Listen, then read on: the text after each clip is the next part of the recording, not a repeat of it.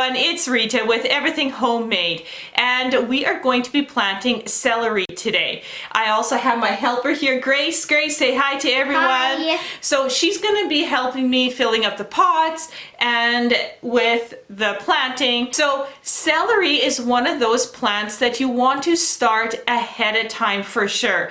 And what I like to do in February is really concentrate on my celery, on the onion family, any kind of flowers that I want for the garden, gojies if you want to plant that. Anything that really takes longer than 10 weeks, start now. Peppers, if you live where I do in zone 2, peppers would be on that list too because they take a while to germinate. They also take a while to get going. Once they get going, they're good, but it takes them their sweet time. So a lot of these plants here, like the onions, like the celery that I'm going to be planting today, goji berries, they all take a little while to germinate and get going. So you really want to get ahead of the season, especially if you're in a northern climate like I am, where you don't got a long summer and everything's got to be about that big or bigger by the time it gets into the garden. So we are February 12th right now, and we got some cool seeds. What color is this celery? Purple. It's purple! And I didn't actually go out to buy purple celery, but when I ordered my seeds from Heritage Harvest Seed, which I will put a link in the description box, they didn't have any green celery. So I thought it'd be cool. Hey, they got purple, we'll do purple celery. So that's what we are sowing today.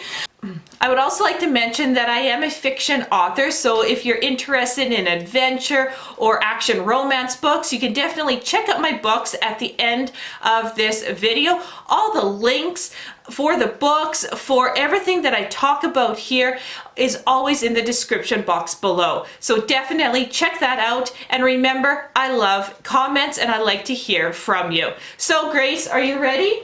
Yes. Let's get started. So the very first thing you need to do is obviously have your seeds, and you need to pick some kind of pot to put them in. So what we have here is yogurt containers. Now these ones here are the 1.75 kilogram, and they're a little bit taller. The reason why I like my pots a little bit taller is because I like root development. Remember, we're in February. We're not going to plant these out until end of May or the last frost date in your particular area. But before I transplant from these pots into something else, because there will be one time where you are going to be transplanting them, I like their roots to go down so they're not root bound right away. They have the freedom to grow. So these containers here are 5 inches across and 6 inches tall. So the other thing is, I like collecting containers, don't I? Yes. Oh, I do. So anytime I see somebody giving away containers, I make sure I really try to get them because containers are expensive, and if you can reuse something like yogurt containers or throw away one dish containers that you get at the supermarket, keep them. They make awesome containers for transplant. Okay, so the other thing you need to do is have some potting soil. This is just all-purpose potting soil. You need a watering can with water that I have also put Thieves in it. Now Thieves is an essential oil blend, and I will put how you make it. There is There is 5 essential oils into this blend. I use it to prevent dampening off disease, and it's highly effective in doing this. The other thing we also have is some elastics. You need these elastics big enough that they can go around the perimeter of your container. I also have some plastic wrap here, and of course some painter's tape to label our containers. So with that, let's start planting. So Grace here is going to take some containers. I actually have 3 containers here. She's going to fill them up to about 1 centimeter from the tops.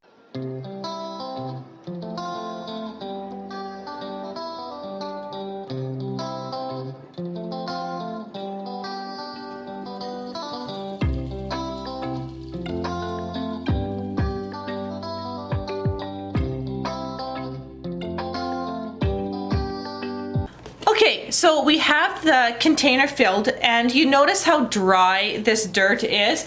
So I'm gonna add some water to it. I have the thieves already in my watering bucket. I have 4 drops, and this is a ½ gallon. So what I'm gonna do is I'm going to mix my dirt, and that way the moisture gets evenly distributed, and I can see if I need any more water in here. And it looks like I do.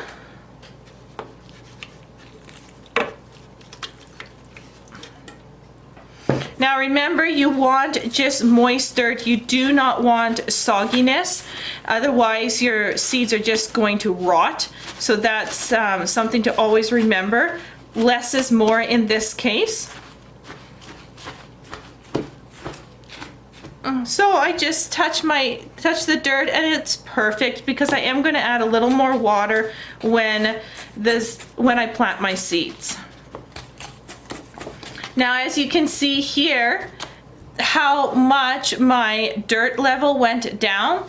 So I definitely want to add a little bit more dirt into this container. So Grace, can you just put a little bit more dirt on the top here? Yeah. So I'm just gonna add just a little bit of water, just to, again, this dirt is dry.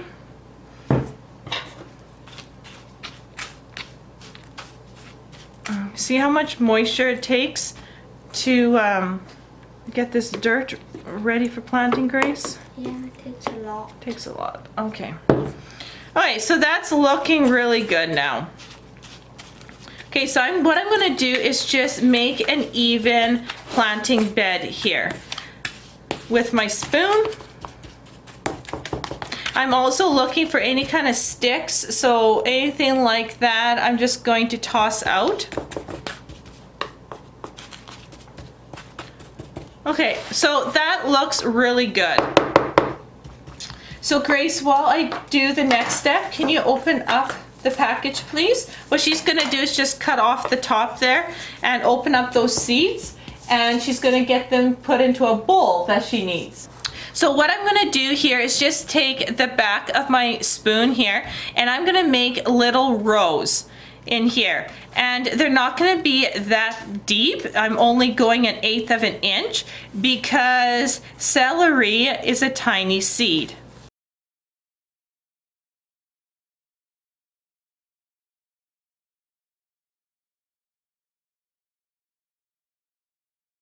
So Grace here has so nicely cut open the seed package, and you can see how tiny those celery seeds are. They are super small, aren't they? Yeah.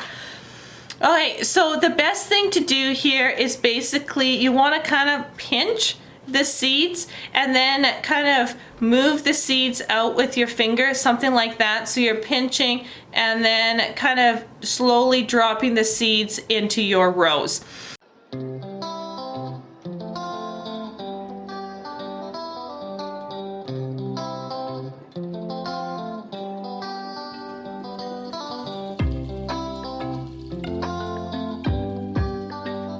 I'm just gonna go over there. So there you go. So that is the first one.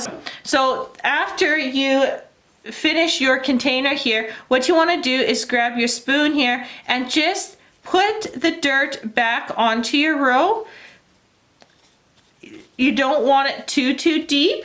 If you take a look at the back of your seed package right here, they always give you instructions, and with celery they say cover seed lightly with soil. And when they say lightly with soil, man, do they mean lightly with soil. You don't want to compress your soil over, you don't want to put your soil so deep that they can't germinate.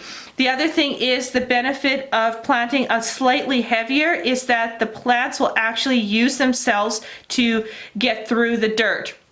When you have one plant that germinates, especially small seeds, usually the plant that comes up is quite fine, and if you have more than one, it actually creates kind of that hump, and it'll actually help the other seeds to germinate and to pop up out of the soil. So that is one thing that's really good about sowing a little heavier. So after I got my rows all patted down just like that, then you want to just use the watering method that I usually do, which is that flicking method, Grace. And we just go over it just like this. Now I do the flicking method, and you've seen me do this lots of times, so I don't make wells in my dirt. You don't want to have it where you're making holes, because then you're pushing the seed further in. So something that is really light on the surface, when you water it and you just dump the water in, suddenly that seed is like way down here and nothing will germinate. So now that I have that, I just give it a final light press over, because the soil makes contact with the seeds and everything is in harmony in my pot, and they should germinate. So what I'm going to do is I'm going to do that exact same thing into this container for the rest of my seeds. But I'm going to show you from start to finish on this one here. The other thing we want to do now is the plastic. So Grace, grab me an elastic. So this is just plastic wrap, just normal kitchen plastic wrap. So what I'm going to do is just put it over. Now Grace, what I want you to do is just put this elastic over the pot. Okay. Okay. Awesome. So she's going to stretch that elastic right over it. And what this does is create a greenhouse effect. So I'm going to just take it here and rip it off. Awesome.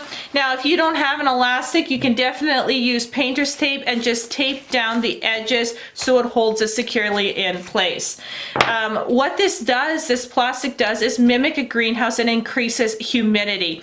So what happens is that the droplets hit the plastic, the droplets then go back down and rewater it, increasing the humidity. So you want celery in a warmer room. If you got an old appliance like a fridge, put it at the top of the fridge. You can also put a heating pad underneath here, and I may do that with the celery. My son's room is really warm, so the bookshelf there, his room heats up so well, and a lot of times I will put my plants in there to germinate. And so just look around, find something warm. If you got a wood stove, don't put it directly in it, but put it where it's nice and warm. The nice thing is with this plastic too is that it minimizes your watering as well. Usually I don't have to water again until they have come up and they go underneath the grow light or a sunny window. So this really helps. It also increases the germination rate and the germination time. So celery on average, you can go anywhere from 10 to 21 days. So be patient. When you think it's not going to come up, just give it a few more days to a week and it'll come up. It's kind of like carrots. Carrots sometimes can take their can take a lot of time, but just be patient. So the other thing I like to do is grab some painter's tape. I make painter's tape my friend in the garden. Is I put on here celery. Now I'm only growing one variety of celery, so I really don't need to write any more information. And I put February 12th. And that, so I remember that that's the day that I sowed my seed, and I can obviously do a calculation if things are taking a little longer. And then what I do is just put it on the container, and so that way I know that what this is.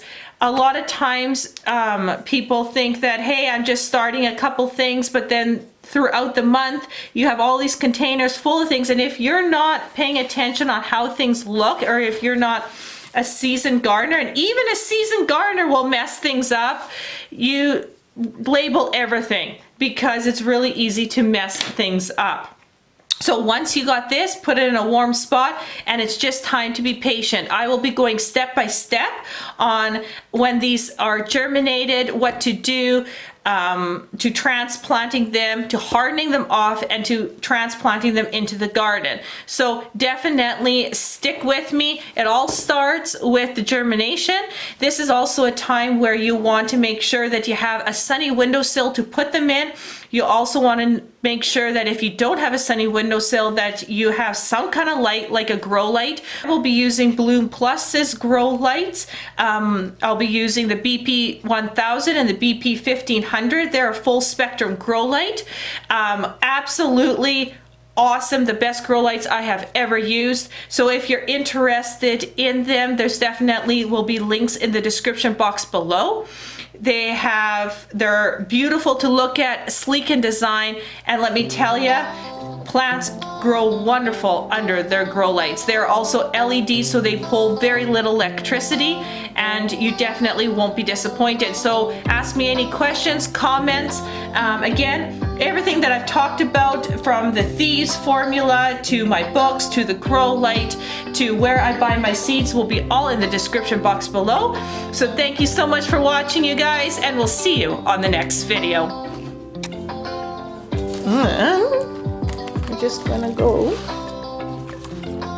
Yeah, so let's just take a picture. You see how nice? I love this. Yeah. I love it. So the nice thing